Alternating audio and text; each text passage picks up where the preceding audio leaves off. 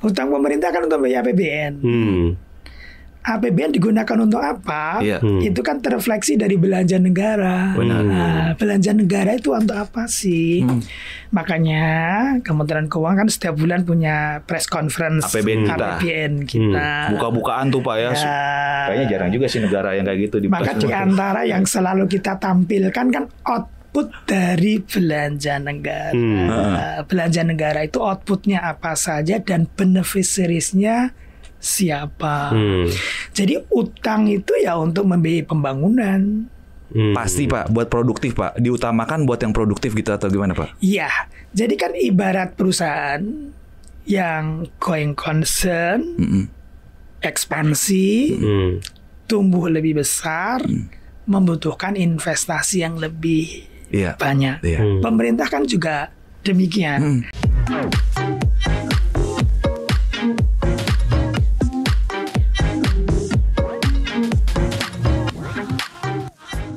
Hai Sobat Cuan, kembali lagi di podcast Cuap-Cuap Cuan bersama saya Wahyu Daniel, pemimpin redaksi CNBC Indonesia. Kita berada di segmen Koneksi Konten Ekonomi Seksi. Ya, saya saat ini sudah ditemani seperti biasa sama Michael Jeffriando, redaktur pelaksana CNBC Indonesia yang menangani konten-konten ekonomi makro, moneter, biasanya sama Michael. Dan kita di sini sudah kehadiran orang yang sangat luar biasa, tokoh penting ya di ekonomi ya Mike ya, bisa dibilang. Dia adalah Pak Suminto, Dirjen Pengelolaan Pembiayaan dan Resiko ya Pak ya. Kalau dulu namanya Dirjen Pengelolaan Utang di Kementerian Keuangan. Terima kasih Pak Suminto sudah hadir Pak. Terima kasih. Iya Pak, kita akan ngobrol-ngobrol soal banyak pertanyaan-pertanyaan di publik ya Mike ya. Betul. Terutama soal utang gitu kan. Kita dalam beberapa waktu ke depan kita mau ngulas semuanya soal utang, apa yang menjadi concern di publik bersama langsung narasumber A1-nya yaitu Pak Suminto. Itu Pak, langsung aja nih Pak, tanpa perlu berbasa-basi Pak. Publik banyak bertanya Pak. Sebenarnya ini juga nggak tahu ya jadi bahasan politik atau bahasan ekonomi ya Pak. Utang kita katanya udah 8.600 triliun Pak. Ada yang bilang nggak aman, ada yang bilang kita negara kebanyakan utang. Bagaimana sih Pak, Bapak bisa menjelaskan kondisi utang Indonesia saat ini Pak? Silakan Pak.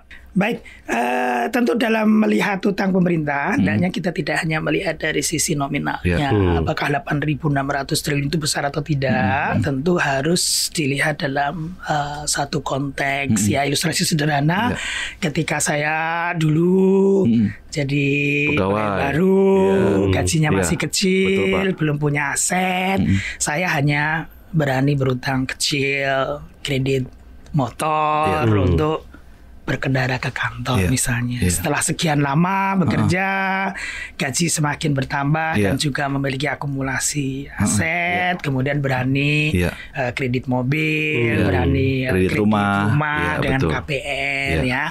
Tentu secara nominal akan lebih besar.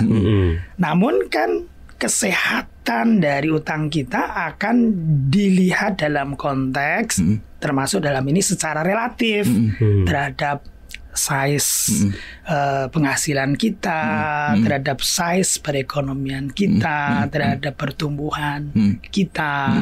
Demikian juga sama juga dengan misalnya perusahaan. Ya. Tentu perusahaan ingin ekspansi, tumbuh lebih besar, tidak hanya menggunakan internal finance, tapi juga menggunakan external finance, baik equity maupun dengan melakukan utang. Tapi kan kemudian ada indikator-indikator kesehatan yang akan dijaga. Over leverage atau tidak. Debt to equity ratio-nya berapa. Debt service coverage ratio-nya berapa. Nah, itu adalah indikator-indikator yang akan dijaga.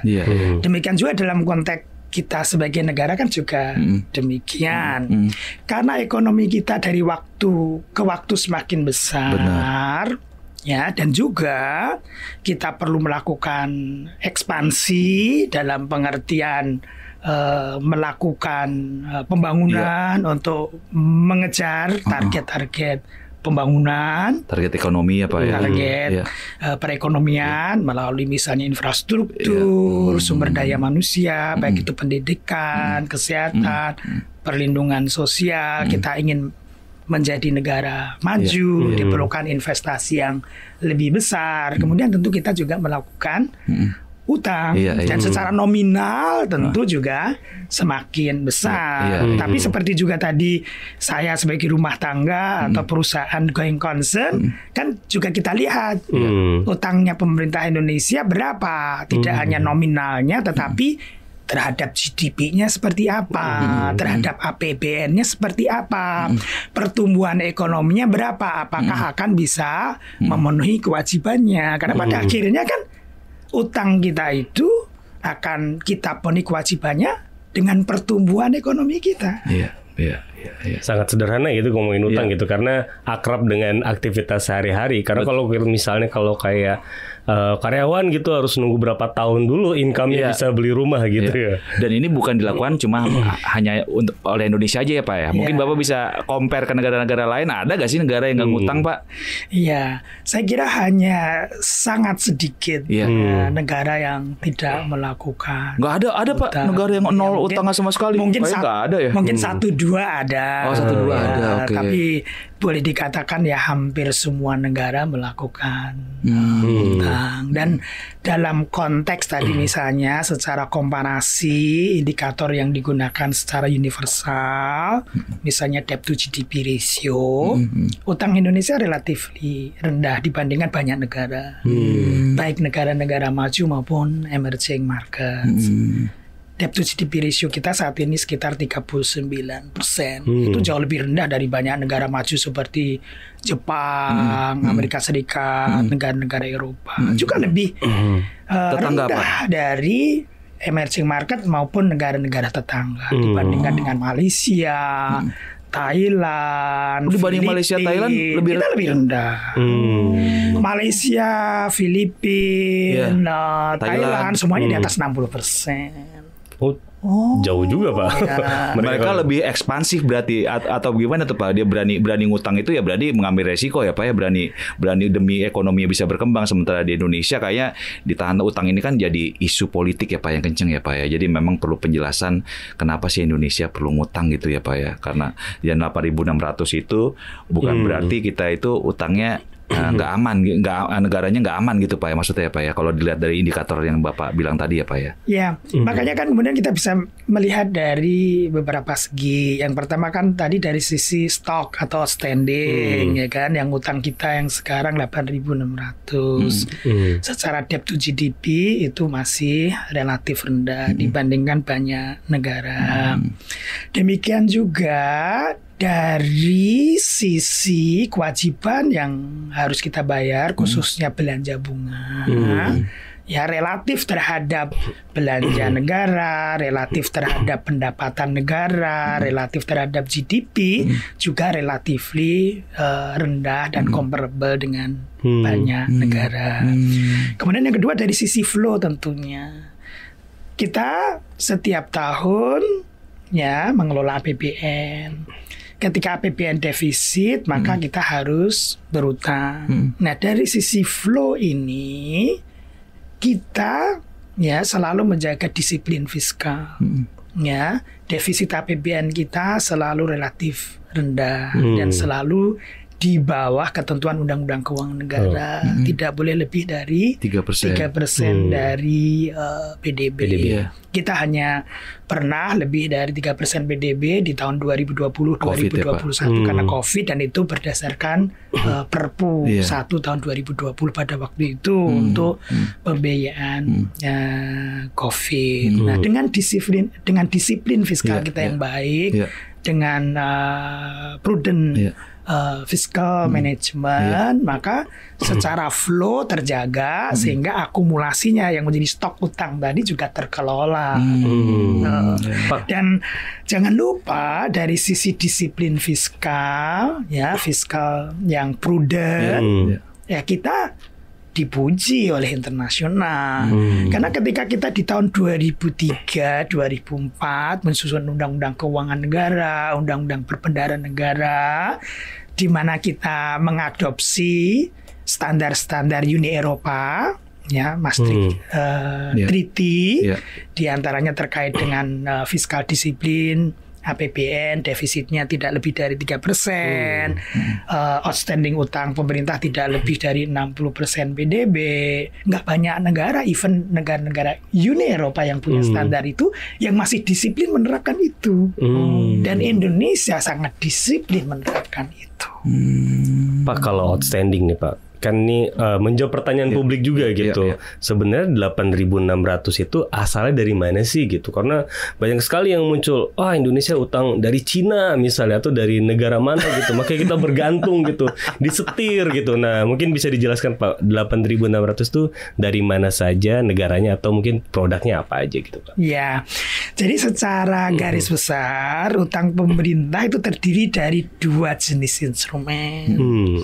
Yang pertama adalah surat berharga negara, yakni utang pemerintah dalam bentuk surat berharga yang merupakan market instrument. Ya, kita jual pada investors di market.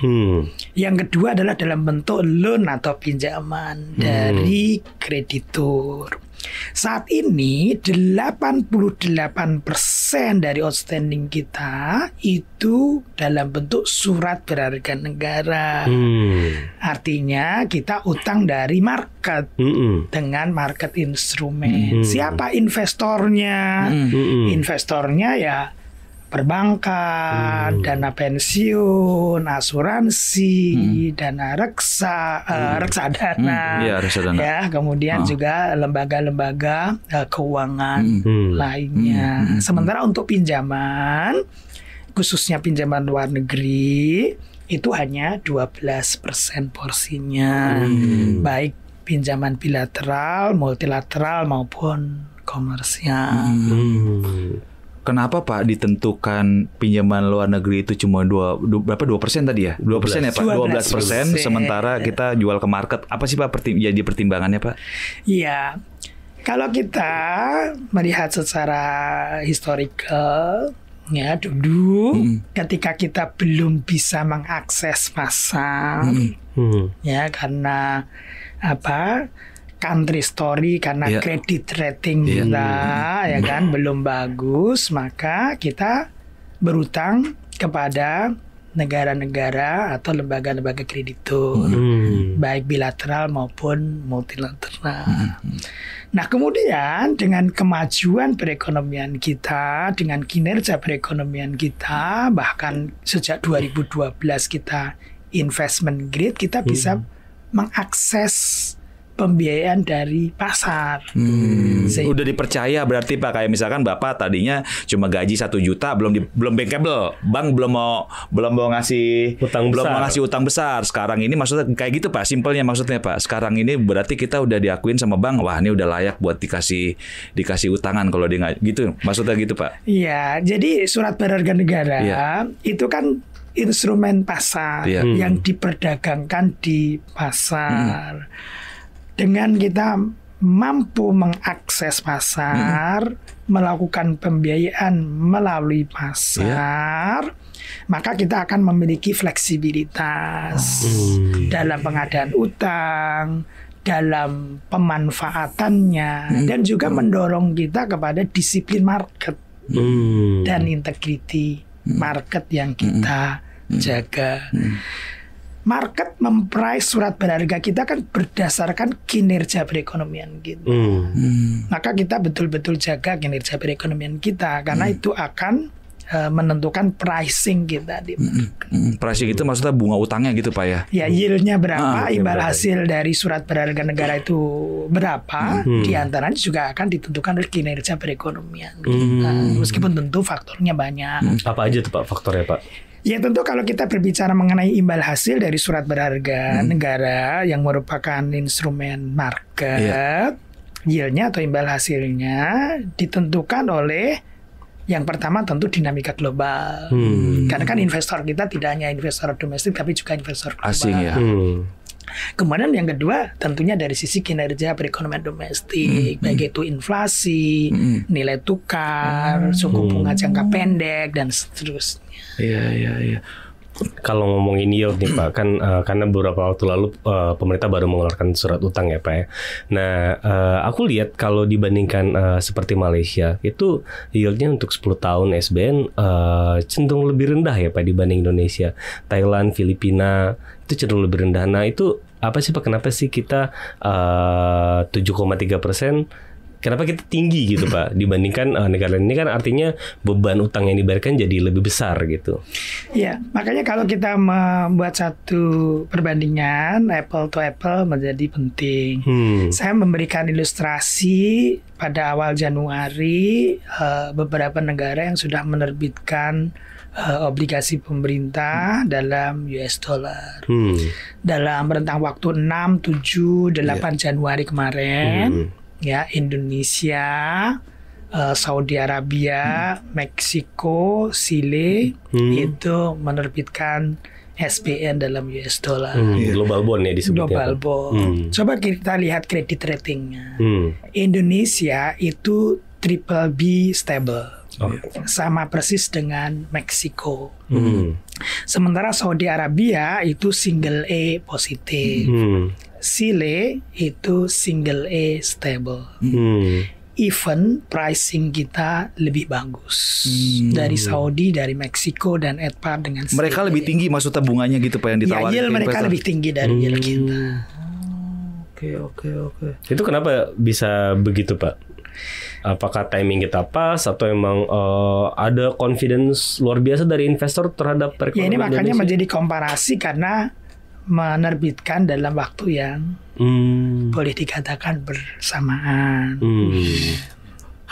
Pak, kita nih soal utang 8.600. Saya sebenarnya mau tahu tiap tahun itu porsi, misalkan kita belanja APBN berapa ya Pak? 3.000, contoh lah Pak 2024 3.300. Yeah. Yang dibiayai dari utang ini mungkin banyak juga. Kita utang kebanyakan buat, sebenarnya berapa persen sih Pak dari 3.300 itu yang dibiayai sama utang Pak? Makanya kalau kita lihat misalnya APBN 2024 yang baru saja berakhir, ya, tentu sudah ada realisasi sementara, tentu unaudited ya. Ya, itu kan kira-kira realisasi belanja negaranya itu 3.350 triliun. 3.300. Ya, sementara utang netonya sekitar 507 triliun. Jadi kira-kira kan begitu untuk melihat dari sisi berapa persen tuh Pak berarti Pak? Gitu. Kira-kira 15. Ya, kalau utang netonya 507, belanja negaranya 3.350 ya kira-kira 15% kan begitu kan, utang neto over belanja negara. Itu tinggi gak sih Pak? Kalau dibandingkan sama negara-negara lain gitu Pak, yang prakteknya gimana sih Pak praktek? Ya itu ya Bang. Makanya itu tadi kan tercermin dari defisit APBN-nya. Karena kan utang kita lakukan untuk membiayai defisit APBN-nya. Di 2024 realisasi sementara defisit APBN kita kan 2,29%. Yang saya sampaikan tadi, nggak banyak loh negara di dunia ini yang defisitnya itu di bawah 3. Masa Pak? Oh iya. Even Amerika sekarang berapa 7,7%. Oke. Jadi walaupun sebenarnya kita mampu, tapi di bawah 3% itu lebih baik karena disiplin tadi ya Pak ya. Karena untuk menjaga supaya nggak terlalu jebol gitu ya. Ya, jadi disiplin fiskal itu kan penting dalam menjaga akumulasi utang kita. Ya. Terus habis itu orang juga banyak yang nanya juga nih kalau soal berita-berita utang kita mereka. Oh, ngutang mulu. Buat apa sih tuh utang duitnya? Bapak bisa jelasin mungkin Pak, utang itu sebenarnya buat apa sih Pak? Buat biayain buat biayain proyek atau buat bayar gaji PNS atau gimana sih Pak? Mungkin bisa dijelasin proses jalur uangnya kayak gimana sih Pak gitu Pak? Coba mungkin bisa ngejelasin Pak. Ya, utang pemerintah kan untuk biaya APBN. APBN digunakan untuk apa? Itu kan terrefleksi dari belanja negara. Belanja negara itu untuk apa sih? Makanya Kementerian Keuangan kan setiap bulan punya press conference APBN kita. Buka-bukaan tuh Pak ya. Kayaknya jarang juga sih negara yang kayak gitu. Maka di antara yang selalu kita tampilkan kan output dari belanja negara. Belanja negara itu outputnya apa saja dan beneficiariesnya siapa. Jadi utang itu ya untuk membiayai pembangunan. Pasti Pak, buat produktif Pak. Diutamakan buat yang produktif gitu atau gimana Pak? Iya, jadi kan ibarat perusahaan yang going concern, ekspansi, tumbuh lebih besar, membutuhkan investasi yang lebih banyak. Pemerintah kan juga demikian. Tentu kan dari sisi belanja pemerintah, secara prioritas kan tentu yang mandatori, yang rutin dulu, ya kan? On top dari itu adalah yang sifatnya ekspansi, sifatnya investasi. Ketika masih banyak yang harus kita kejar, kita ingin menjadi negara maju, kita pengen lebih cepat tumbuh, maka kita melakukan investasi. Baik infrastruktur maupun sumber daya manusia, pendidikan, kesehatan, perlindungan sosial, kan gitu kan. Maka utang dilakukan oleh pemerintah sehingga pemerintah bisa belanja lebih besar, melakukan ekspansi. Untuk apa? Untuk melakukan berbagai investasi. Ya, baik tadi infrastruktur maupun human capital, pendidikan, kesehatan, perlindungan sosial, kan gitu. Manfaatnya setiap bulan kita komunikasikan kepada masyarakat. Kita infrastruktur membangun apa saja. Jalan berapa kilometer gitu. Jalan berapa kilometer, airport berapa, di mana pelabuhan berapa, di mana jalan tol berapa kilometer, di mana bendungan, embung berapa jumlahnya, di mana ya beneficiariesnya berapa. Ya, demikian juga yang sifatnya human capital, baik pendidikan, kesehatan, perlindungan sosial, looks, ya, 10 juta keluarga menerima PKH, ya, 18 lebih juta keluarga menerima sembako, ya, 22 lebih juta pelajar dan mahasiswa menerima program Indonesia Pintar dan kartu kuliah. 96,8 juta dari penduduk kita menerima PBIJKN, mengakses BPJS kesehatan gratis, karena preminya dibayar oleh negara. Ribuan mahasiswa dikirim ke universitas-universitas terbaik di dunia melalui beasiswa LPDP. Inilah belanja negara, ya kan? Kemudian berapa juta masyarakat kita menerima subsidi minyak tanah, solar, pertalite, listrik, LPG 3 kilogram. Itu pupuk. Semuanya kan belanja negara. Kemudian pupuk, itulah belanja negara. Itu adalah semuanya untuk apa? Untuk investasi. Ya, kan yang investasi itu tidak hanya dalam pengertian capex, pembangunan infrastruktur, hard infrastructure, jalan tol, pelabuhan, airport, tetapi juga investasi sumber daya manusia dalam pendidikan, kesehatan, dan juga perlindungan sosial. Termasuk makan bergizi gratis, itu bagian dari belanja APBN juga ya Pak ya? Iya tentunya. Kita ingin menjadi negara maju, perlu investasi yang lebih banyak, maka di antaranya salah satu kontributornya adalah juga dari sisi fiskal yang cukup ekspansif. Dalam hal ini pemerintah perlu belanja yang lebih banyak, ya terutama tentu investasi. Maka disitulah kemudian kita masih berutang, tapi kan itu bukan berarti apa tutup apa? Gali lubang tutup lubang. Sobat Cuan, jangan lewatkan lanjutan obrolan seru yang gak kalah menariknya dari pembahasan kita kali ini. Hanya di channel YouTube Cuap Cuap Cuan.